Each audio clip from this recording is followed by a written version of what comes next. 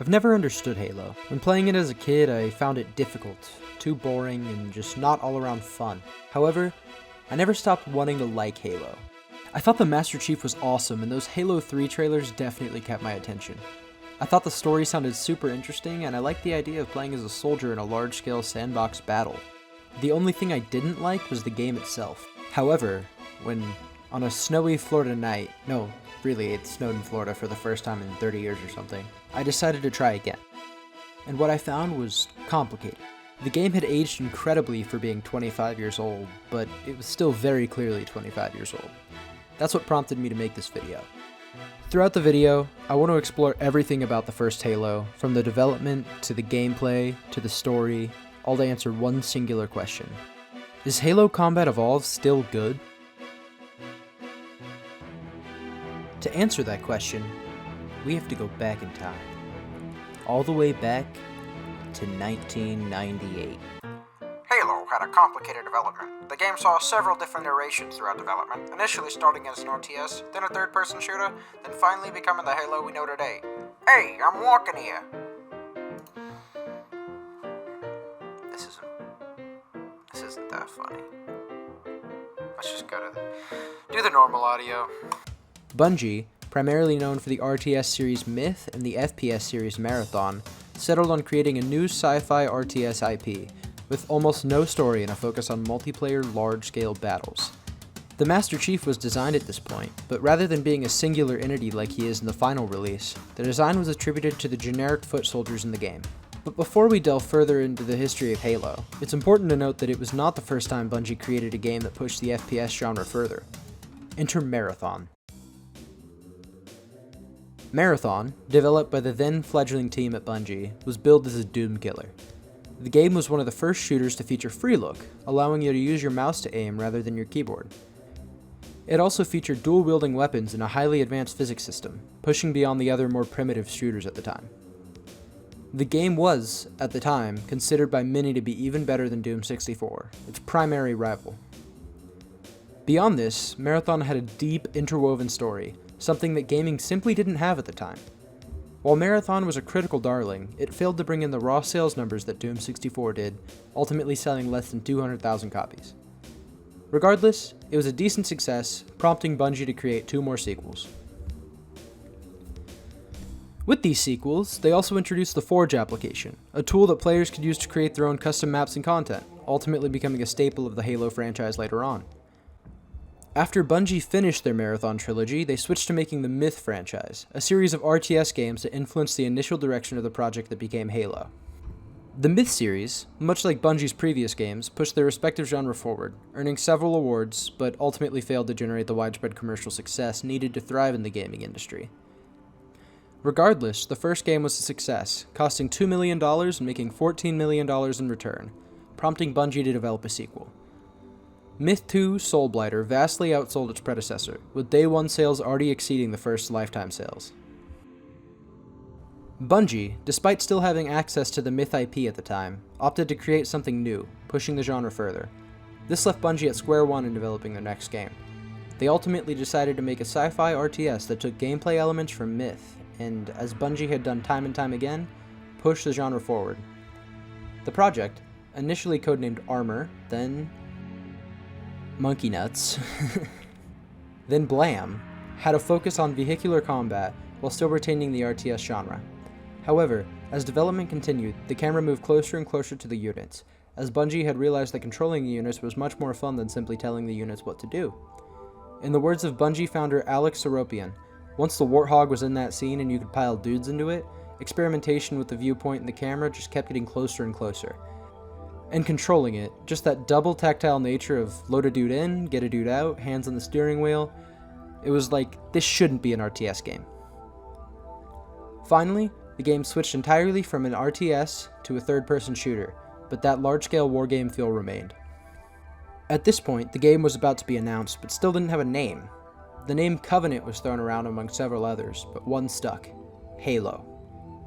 The name had its detractors, as some of the team felt that the name seemed too religious, but they had no more time, and that was the name they announced the game with at Macworld, a convention in 1999.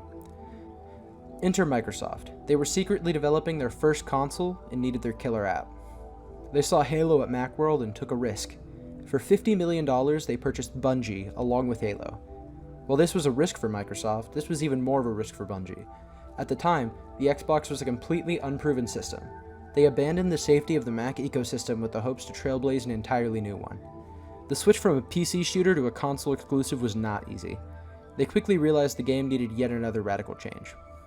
In the words of Marcus Leto, one of the very first people to work on the Halo project, in order to actually feel like you were firing a gun, to have that connection now that you had a controller in your hand, it had to be first person.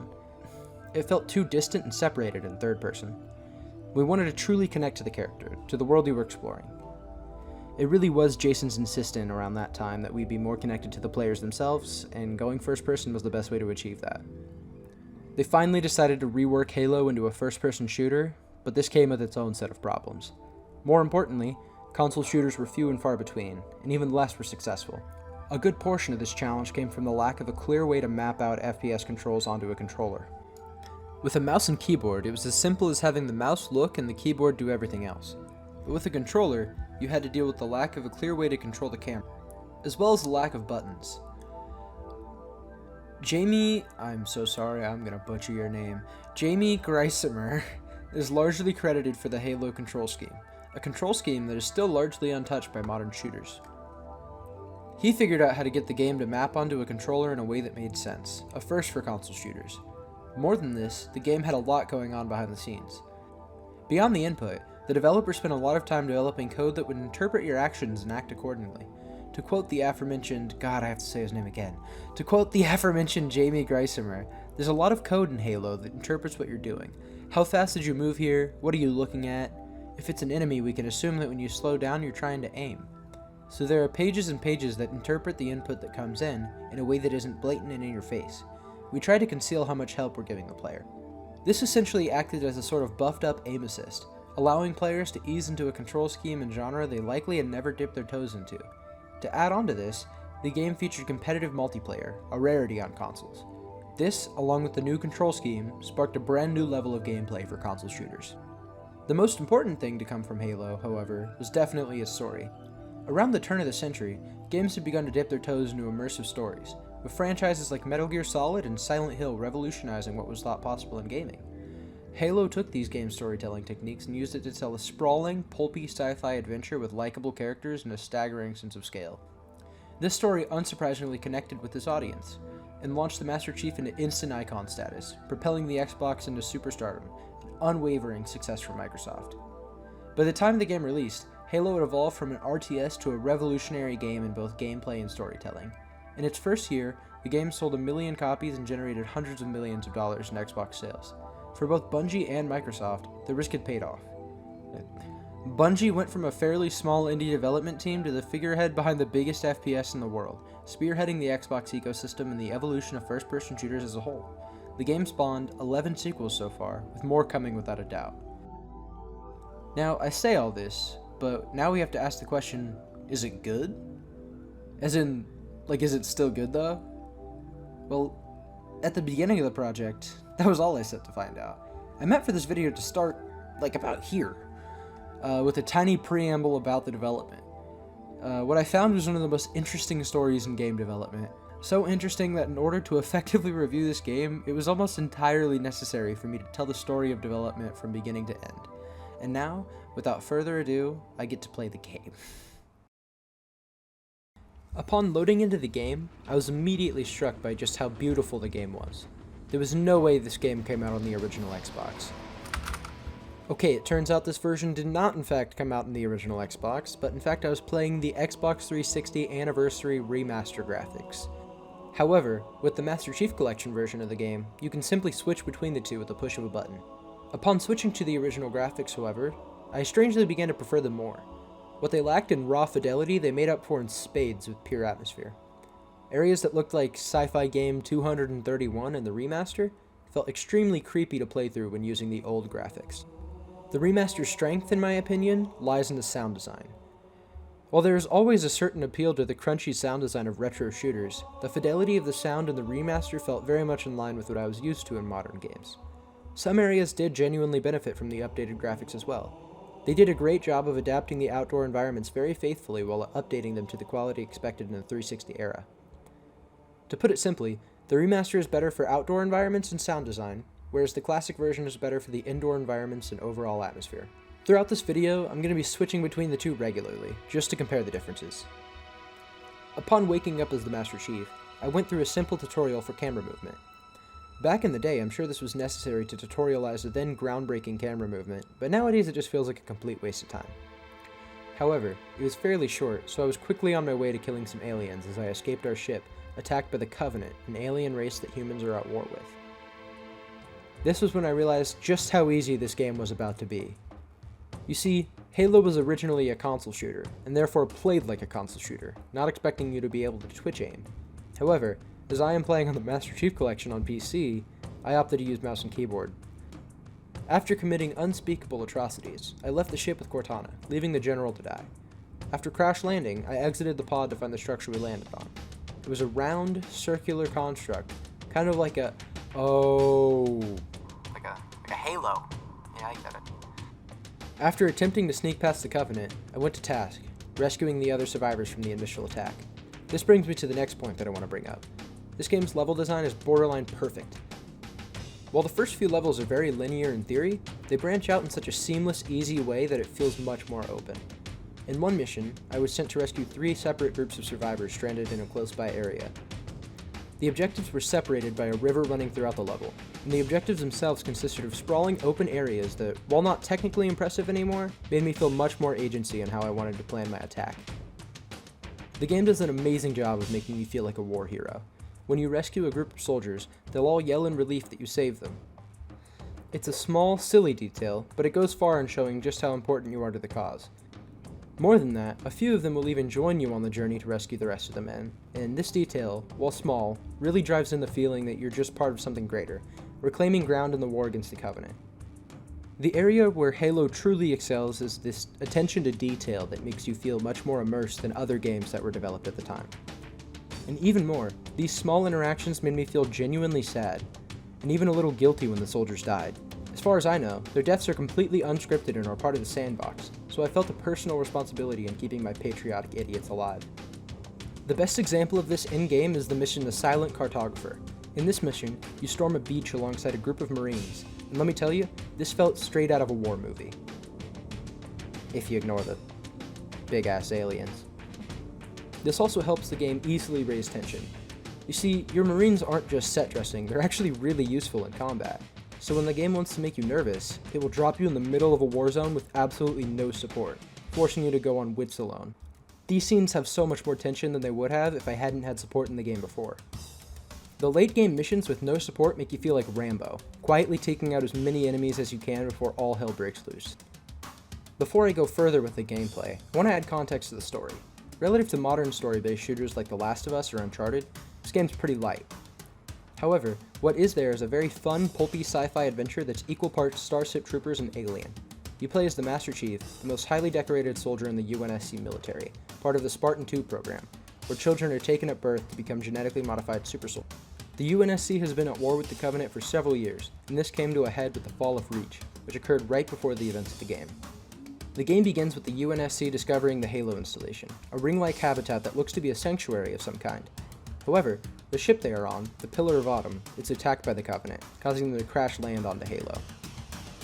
The Master Chief's escape pod lands away from the rest of the Marines, leaving his only company being Cortana, his AI assistant. Throughout the first half of the game, you reconvene and recover with the Marines in an effort to launch a counterattack on the Covenant, all while trying to learn about what Halo is. However, something very interesting happens halfway through the game in one of the most effective missions I have played in a long time, called 343 Guilty Spark. You begin the mission the same as any other, infiltrating a Covenant-occupied installation, attempting to gain more information about Halo. The area you're dropped into is different from the rest of the areas in the game. Nothing attacks you. In fact, everything seems to be running from something. As you enter the ancient facility, things get even weirder. You see piles of dead Covenant and even UNSC soldiers. Your enemies can be found slaughtered in rooms blocked by makeshift barricades. As you descend further into the facility, surrounded by the unsettling dark, you finally find a familiar face, a living UNSC Marine. However, he isn't excited to see you, he's panicked. Whatever he saw was so horrifying it drove him beyond sanity, aiming his gun at you in an effort to prevent you from making him like them. You recover a chip that has video of the Marine squad. As you watch that video, you see them infiltrate the facility much like you, only to be attacked by hordes of zombie-like creatures. This is where Halo shows its hand. Halfway through the game, they reveal to you the real enemy is the Flood. These parasitic creatures burrow into otherwise healthy creatures and turn them into crazed, hive-minded zombies. The Covenant accidentally releases this evil out of its containment, ultimately wreaking havoc throughout all of Halo. After narrowly escaping the Flood, you finally meet a friendly face, 343 Guilty Spark. This AI monitor was tasked by his creators, the Forerunners, in maintaining Halo. The Flood was in containment on Halo for research purposes, but the Covenant unknowingly released it. Fortunately, Guilty Spark knows exactly how to stop you. Lucky for you, it will only take half an hour of the same corridor repeating over and over. Okay, Halo might not be as perfect as I'm letting on. The back half of the game has borderline unacceptable pacing. The mission, The Library, is quite literally the same corridor over and over again, with no diversity in combat whatsoever for 30 minutes or more. And on a first-time playthrough, it's probably more. This game gets hard. I don't know if it's my weak-minded new-gen baby brain talking, but this game gets obscenely hard, and at some points downright unfair. Several times I was killed by the same enemy hiding behind a corner with a rocket launcher. After a few deaths, you can memorize the placement through pure trial and error, but this doesn't change the fact that the only way of knowing they are there is by letting them kill you at least once. However, other than the library, you can kinda just walk past or outright skip several combat sequences in the game. Throughout the back half of the game, I would simply sideline combat, sneaking by as the Covenant and the Flood duked it out for me. Or, in certain areas of the game, I would quite literally get in a plane and fly over entire chunks of levels. After fighting your way through hordes and hordes of the Flood, you reach the key that Guilty Spark needs to destroy the Flood. Right before you activate this defense mechanism, Cortana stops you. She reveals that the key won't destroy the Flood, it will destroy its food. You see, Halo was never a sanctuary. It was a weapon. The Halo structure was built so that, in the event of a Flood outbreak, it would detonate, causing a chain reaction with several other Halo installations, ultimately wiping out all sentient life in the galaxy. This reveal unveils yet another enemy to the game. So now, the Master Chief must fight back against the Covenant, the Flood, and Guilty Spark's Sentinel soldiers in order to destroy Halo and save the galaxy. Of course, the badass he is, the Master Chief succeeds badassly, and the galaxy is saved. However, in the ship after the escape from an exploding Halo, Master Chief and Cortana seem conflicted about the entire thing. Cortana scans for survivors, and nothing. Nobody but them survived the battle. Cortana is fixed on convincing herself that she did the right thing, but Master Chief is quietly resigned, taking his helmet off just out of sight of the camera. For the first moment in the entire game, his facade begins to crumble, but not entirely, not even close. This shred of humanity we see in him serves, to me, as the ethos of the entire franchise. What made the game valuable wasn't the complex sandbox or the revolutionary gunplay, it was the humanity sprinkled throughout the game. Those little moments of relief shared by your Marines, the sense of community when running into war with them, the desperate cries to save yourselves coming from your commanding officer in an attempt to sacrifice himself for the greater good. Halo doesn't seem like it at first, but it has a beating heart, and if you give it a chance, it will tear yours out. Overall, I largely enjoyed my experience with Halo. The gameplay still holds up surprisingly well, and the story, while not as complex as some modern games, still kept me interested in. The game's attention to detail in the sandbox, with care given to both friendly NPCs and enemies, really made me feel like the Alright, that's 1 down, 11